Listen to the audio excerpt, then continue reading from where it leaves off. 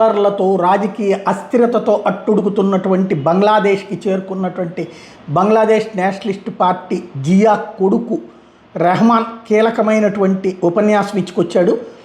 బంగ్లాదేశ్ నిర్మించేందుకు, మెరుగైన బంగ్లాదేశ్ నిర్మించేందుకు తన దగ్గర ప్లాన్ ఉందన్నాడు. కలిసికట్టుగా నిర్మించుకున్న రమ్మని పిలుపునిచ్చాడు. తన తల్లి మాజీ ప్రధాని ఖలీదా జియా అనారోగ్యం గురించి ప్రస్తావించుకొచ్చాడు. 71లో ఒకసారి, మళ్ళీ 2024 జూలైలో మరోసారి స్వాతంత్రాన్ని సాధించుకున్నాం. మెరుగైన బంగ్లాదేశ్ నిర్మించేందుకు, శాంతిని తీసుకొచ్చేందుకు బీఎన్పీ అవిశ్రాంతంగా పనిచేస్తుంది. ఈ ప్రయాణంలో అన్ని వర్గాలను కలుపుకుని వెళ్తాం. ఉస్మాన్ హాదీ ఇటీవల హత్యకు గురైన విద్యార్థి నాయకుడు ప్రజాస్వామ్య బంగ్లాదేశ్ కోసం కలలుగన్నాడు. అతడి కళ కోసం బీఎన్పీ పనిచేస్తుంది అని ఆయన పూర్వాచల్లో జరిగిన సభలో ప్రసంగించుకొచ్చాడు. మాజీ ప్రధాని హసీనా పాలన మీద విమర్శలు గుప్పించాడు. ఆమె పాలనలో ఎవ్వరూ ఒక్క మాట కూడా మాట్లాడలేకపోయారని ఆగ్రహం వ్యక్తం చేశారు. ఇన్నేళ్ల తర్వాత స్వదేశానికి వచ్చిన తర్వాత ఆయన పార్టీ కార్యకర్తలు చుట్టుముట్టారు. భారీగా మద్దతుదారులు రావడంతో భద్రతా సిబ్బంది కూడా ఇబ్బంది పడ్డారు. తన తల్లి ఖలీదా జియా గురించి మాట్లాడుతూ తన మనసంతా ఆమె దగ్గరే ఉందన్నాడు. ఈ ప్రసంగం అనంతరం తల్లిని చూసేందుకు ఆసుపత్రికి వెళ్ళాడు.